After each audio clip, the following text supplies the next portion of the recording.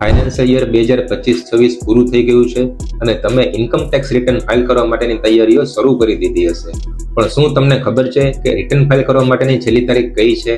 તો આજે આ વિડીયોમાં હું તમને જણાવીશ કે અલગ અલગ કેસમાં રિટર્ન ફાઇલ કરવા માટેની છેલ્લી તારીખ કઈ છે. સેલેરી આવક ધરાવતા લોકો તેમજ HUF કે અન્ય ટેક્સ પેયર જે લોકોની બિઝનેસ કે પ્રોફેશન સિવાયની ઇન્કમ છે તે લોકોને રિટર્ન ફાઇલ કરવાની છેલ્લી તારીખ છે 31 જુલાઈ 2026. બીજું છે જે લોકોની ઇન્કમ બિઝનેસ કે પ્રોફેશનની ઇન્કમ છે અને તેમના બિઝનેસ કે પ્રોફેશનનું ઓડિટ કરવાનું નથી થતું તો તે લોકોના રિટર્ન ફાઇલ કરવા માટેની છેલ્લી તારીખ છે 31 ઓગસ્ટ 2026. ત્રીજું છે જે ટેક્સ પેયરને પોતાના બિઝનેસ કે પ્રોફેશનનું ઓડિટ કરવાનું થતું હોય તેમના માટે અને તે ફર્મના પાર્ટનરના પર્સનલ રિટર્ન ફાઇલ કરવા માટેની છેલ્લી તારીખ છે 31 ઓક્ટોબર 2026. ચોથું છે જે ટેક્સ પેયરને ટ્રાન્સફર પ્રાઇસિંગ ઓડિટ એપ્લિકેબલ થતું હોય જેમાં ઇન્ટરનેશનલ અને સ્પેસિફિક ડોમેસ્ટિક ટ્રાન્ઝેક્શન થતા હોય તેમના માટે ઇન્કમ ટેક્સ રિટર્ન ફાઇલ કરવાની છેલ્લી તારીખ છે 30 નવેમ્બર 2026. જો આ છેલ્લી તારીખ પહેલા તમે રિટર્ન ફાઇલ ન કરી શક્યા હોય તો લેટ ફીસનું પેમેન્ટ કરીને 31 ડિસેમ્બર 2026 સુધી તમે બિલેટેડ રિટર્ન ફાઇલ કરી શકશો. જો આ ટાઈમ લિમિટ પહેલા તમે રિટર્ન ફાઇલ કરી નાખ્યું છે